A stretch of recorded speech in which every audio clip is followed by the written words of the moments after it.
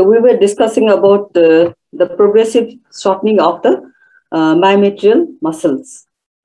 So in the upper segment, there is development of thicker active contracting segment, and lower uterine segment gradually becomes stressed and thinned out, so that cervix is taken up into the lower uterine segment, forming a continuum with it. So can you guess that active this upper segment becomes very thick because of retraction, and lower uterine segment becomes stressed and thinned out. So it looks something like this. This is only the lower segment of the uterus you are seeing. Okay, half of the lower half of the uterus. You cannot see the upper segment here. So this lower segment is dilating and becoming stressed. So this passive lower segment is derived from the original isthmus. This is the isthmus. Okay, this is before labor. So there is isthmus. Okay, this is the space between part of the cervix between the external os and internal os. So here she is not in labor and cervix is long. Okay, now there is development of this lower uterine segment from the isthmus. Okay, so original isthmus is this, and this is the lower uterine segment. Okay, it develops from the isthmus. Okay, now here still you can see the cervix, but here you cannot see the cervix because cervix is incorporated into the lower uterine segment. It becomes continuous with the lower uterine segment at the onset of labor, and later on it dilates. Okay, this is the fibromuscular junction. Okay. Now there is a physiological retraction ring which develops at the junction of upper and lower uterine segment. This is a normal thing. Okay, upper uterine segment is thick and lower uterine segment is thin, and there is a physiological retraction ring in between them. So this picture is not so dark, but you can see that this is the upper uterine segment, which is thick. This is the lower uterine segment. This is lateral view, lower uterine segment, which is thin. And cervix is incorporated into the cervix, into the lower uterine segment later on.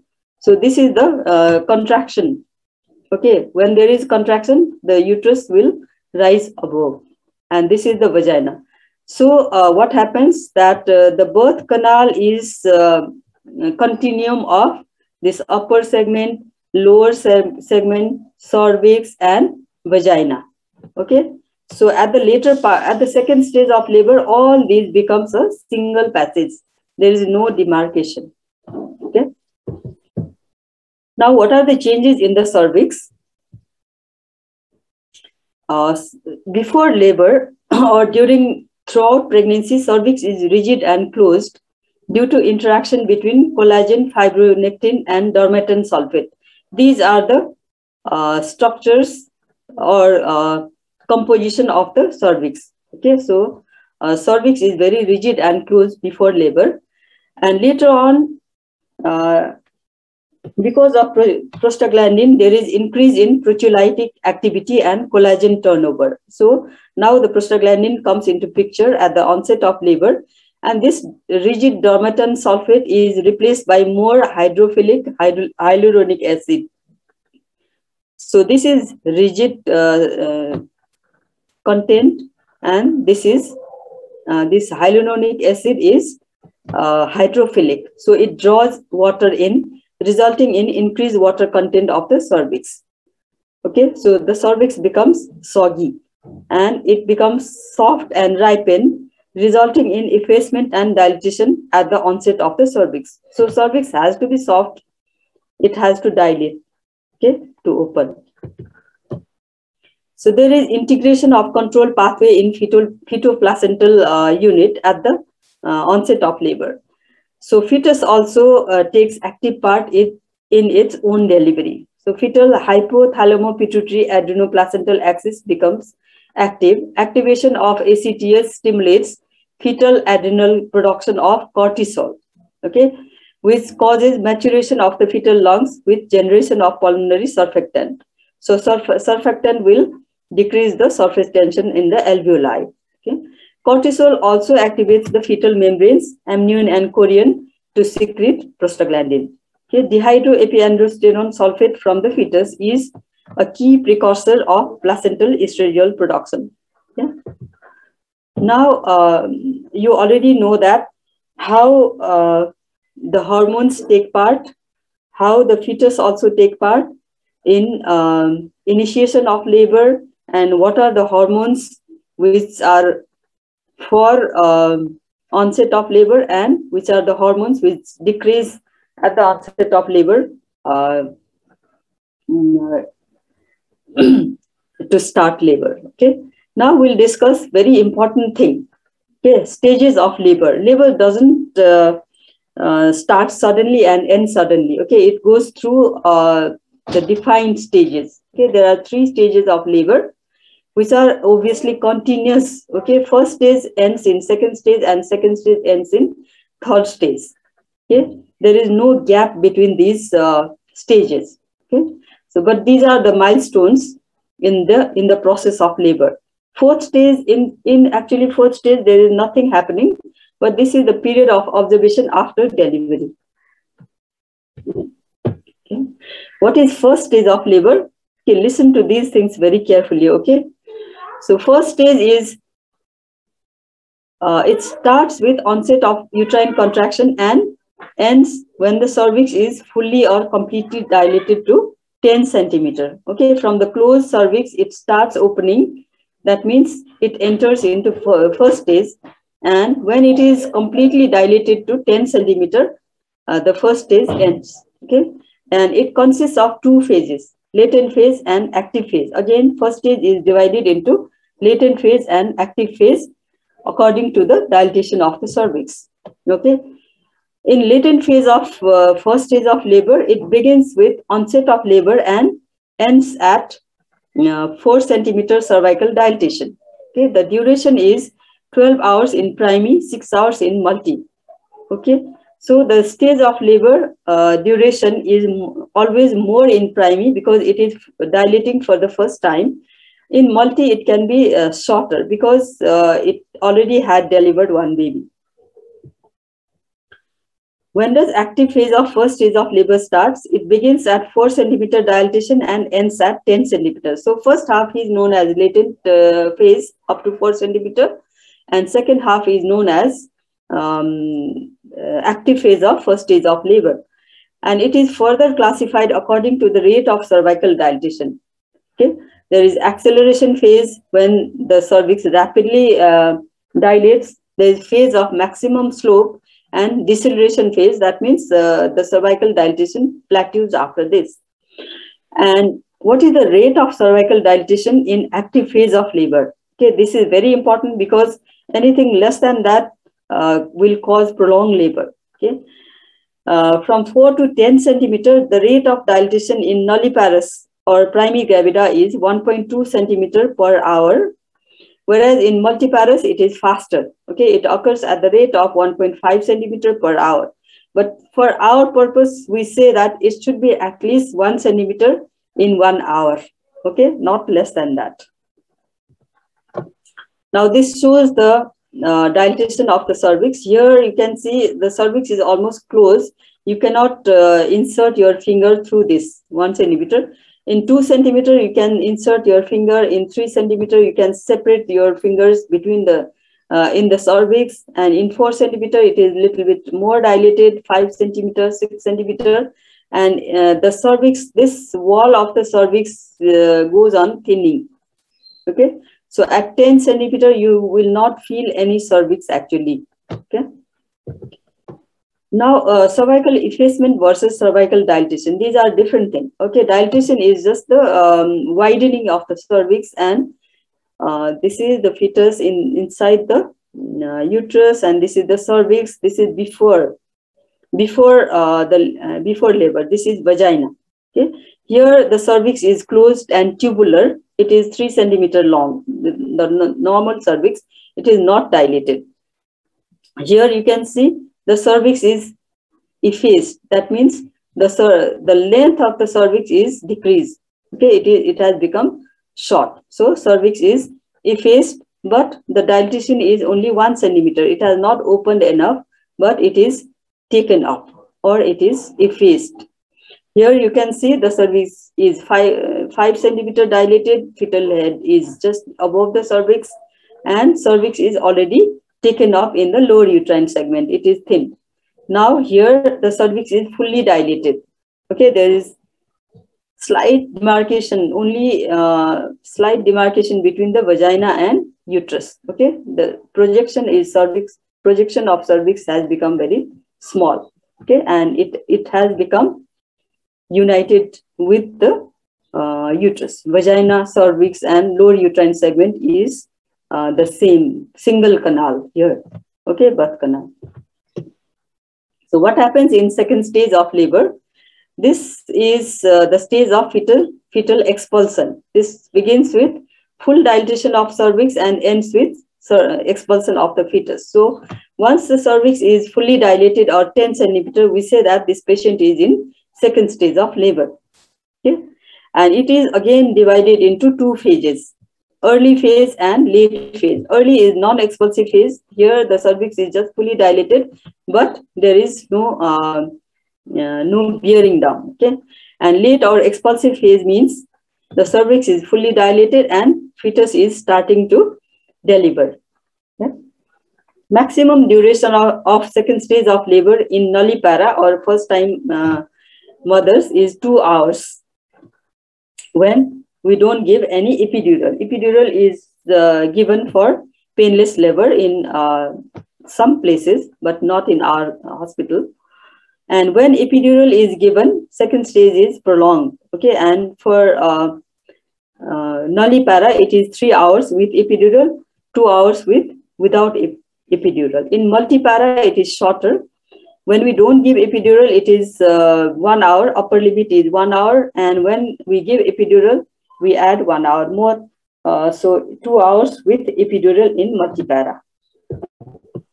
So this is the second stage of labor, where you can see the cervix is fully dilated, fetal head has fully descended, and the fetal head is getting delivered through the vagina. Okay, here you can see the head is already out, and it is being held by the hand of the person who is delivering the baby. Now, third stage of labor. After delivery of the baby, third stage starts, and it ends with delivery of placenta and membrane. So, third stage is the time of delivery of placenta and membrane. So, first stage is just dilatation of the cervix and fetal descent, all latent and active phase. Second stage is delivery of the fetus, and third stage is delivery of placenta and membranes. Okay. Duration is very short, usually less than 10 minutes, and with expectant management, or when you don't do anything, wait and watch, it is up to 15 minutes.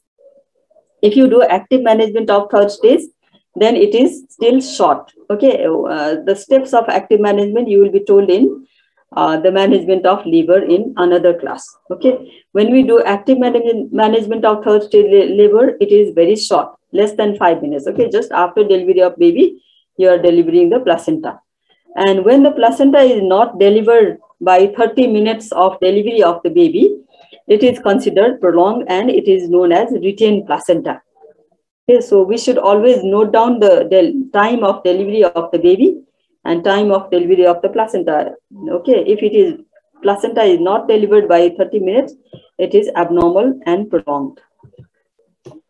How the placenta is separated? Because placenta is attached in the uterine wall throughout the pregnancy. Okay, how it starts separating and then being delivered after delivery of the fetus. Okay, what happens after delivery of the fetus? There is sudden diminution in uterine size, isn't it? That big fetus is delivered, okay, 2.5 to 3 kg, that content of uterus is delivered. Now the uterus size is diminished, okay, uterus size becomes suddenly reduced, but placenta is not reduced. Placenta size is the same because elasticity of placenta is not so much, and it creates disproportion between area of uterine wall and placenta. So you can see here that the uterine wall, the area of placental attachment has decreased, but placenta is the same size. So placenta buckles from the uterine wall and it shears off. So there is placental separation at spongy layer of decidua basalis. You will be asked this question, okay? So where does the placenta separate? It is at the spongy layer of decidua basalis. So how the placenta separate? It can separate by two mechanisms. So here you can see this is the uterus and this is the placenta. Here the placenta has buckled off from the placental bed at the center. Okay, when there is central separation, it is known as Schulz method of separation of placenta. And when the placenta is separated from the margin, okay, here you can see whole of the placenta. This placenta has separated from the margin. Okay, here it is separated from the center. So marginal separation is known as Matthew Duncan method. So placenta can separate by either central separation or by marginal separation. Okay, both are normal. Here also you can see after delivery of the baby, this is the placenta and there is bleeding. This is the umbilical cord. The mother is lying down. Okay, you can see the lateral view of the mother's body. Here there is marginal separation. Okay, marginal separation. The placenta starts separating from this margin. There is bleeding, and then the placenta is being delivered. Okay, this is bleeding, and in central mechanism, the placenta is separated from the center. There is collection of blood here, and then placenta is being delivered by this central mechanism. Okay. So how the placenta is expelled after separation from the uterine wall? There is contraction and retraction of the upper uterine segment, which pushes the placenta. Now, you should know the difference between contraction and retraction. Okay, contraction is shortening of the uterine muscle fibers, then it goes back to its original length. Okay, retraction is when there is permanent shortening of the uterine muscle fiber, that is known as retraction. Okay, so it pushes the placenta towards the lower uterine segment and upper vagina. So the contraction of uterus itself will push the vagina, push the placenta in the upper vagina. And there is also voluntary contraction of the abdominal muscle, and mother also pushes the placenta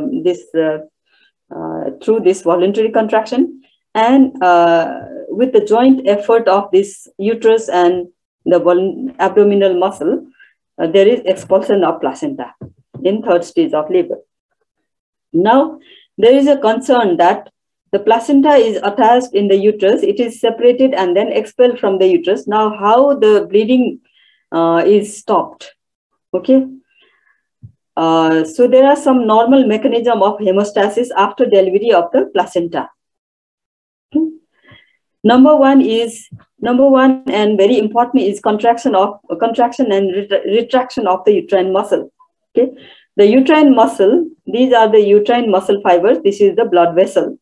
So after delivery of the placenta, the blood vessels are open in the placental bed. So there will be lots of bleeding if the uterus is relaxed. If the myometrium is relaxed, the muscle fibers are very long and the blood vessel remains open. Okay.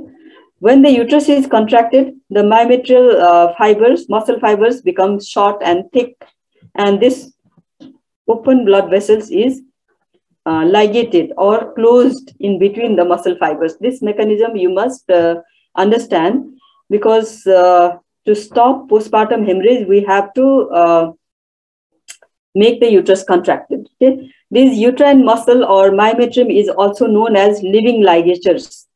Okay, because these are living, alive ligatures which cause the closure of blood vessel in between them. So when the uterine muscle fibers are contracted, then these blood vessels in the placental bed is closed and bleeding stops. Okay, this is the number one cause of or mechanism of hemostasis after delivery of placenta. If the uterus is relaxed, then there will be postpartum hemorrhage. And another mechanism is intrinsic vasospasm. That means the vessels itself will constrict and try to close. Another is thrombosis of the torn sinuses. Okay. So there is local decidual hemostatic factors, including tissue factor and type 1 plasminogen activator inhibitor, clotting factors. So clotting factors also have the role to play in hemostasis after delivery of placenta in third stage of labor. Another is myotamponate. That means apposition of walls of the uterus after delivery. Okay, so just the apposition of uterine wall against each other will provide the pressure over the blood vessels. So these four mechanisms are very, very important. Otherwise, all the mothers would have died because of increased bleeding after delivery. Okay, so just because of these four mechanisms, the mothers are saved. And whenever there is postpartum hemorrhage, when we are trying to save the mother, we are trying to act on these things. Okay, we try to contract the uterus, we try to constrict the blood vessels, we also try to give some medicines for clotting factors, and we also apply myotamponate. Okay, so this slide is very, very important, and try to understand this picture. Now, fourth stage of labor, this is just the stage of observation up to 1 hour after delivery to prevent maternal morbidity and mortality. If we just transfer the patient to the ward from the labor room just after third stage of labor, you will not notice any postpartum hemorrhage or shock in the mother. So it is very important to keep under observation up to 1 hour. That is known as fourth stage of labor. Okay, this is very important to prevent maternal morbidity and mortality. So there should be regular monitoring of vital signs of the mother. We should also assess for pallor of the mother, because if there is loss of bleeding, she will be pale. We should also put our hand over the uterus for to assess uterine contraction, because once the uterus is not contracted, then she can have postpartum hemorrhage. We also look for PV bleeding, how much she is bleeding. And we also should look for episiotomy suture and perineal tear suture. Okay, these are the things we should monitor in fourth stage of labor or up to 1 hour after delivery. Okay, so we have finished talking about the definition of normal labor and delivery, criteria for normal labor and delivery.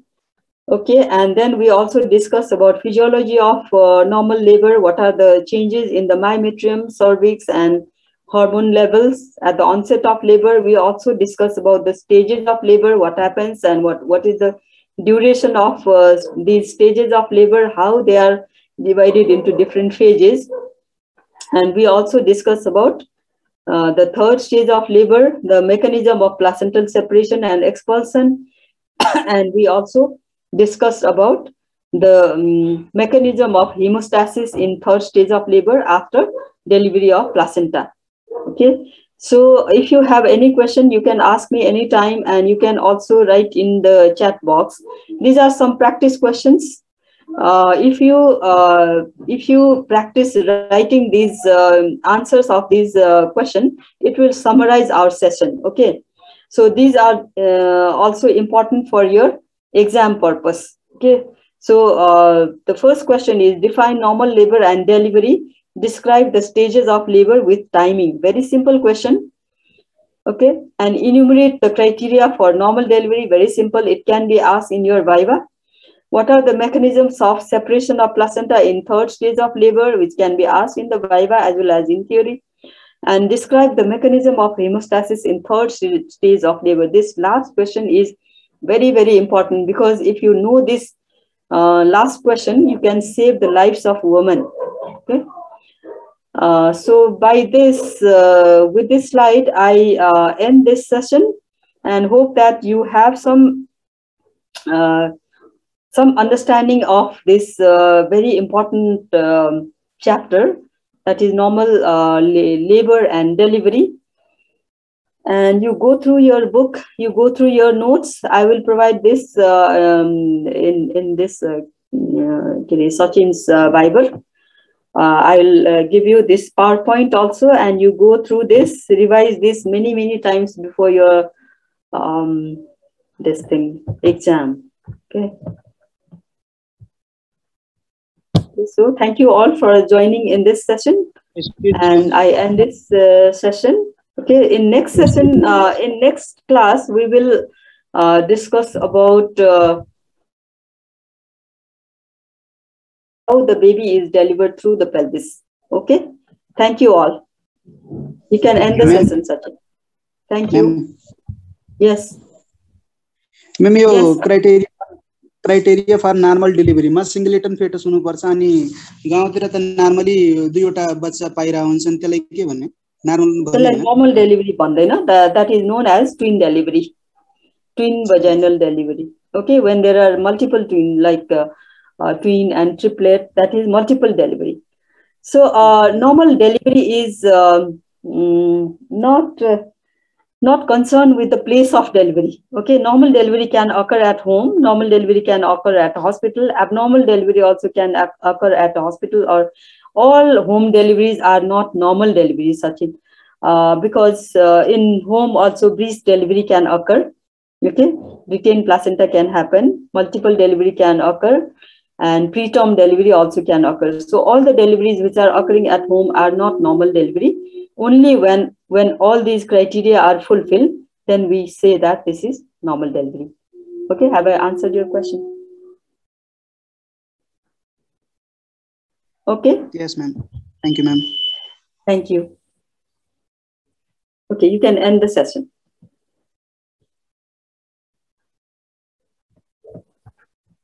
Thank you, ma'am.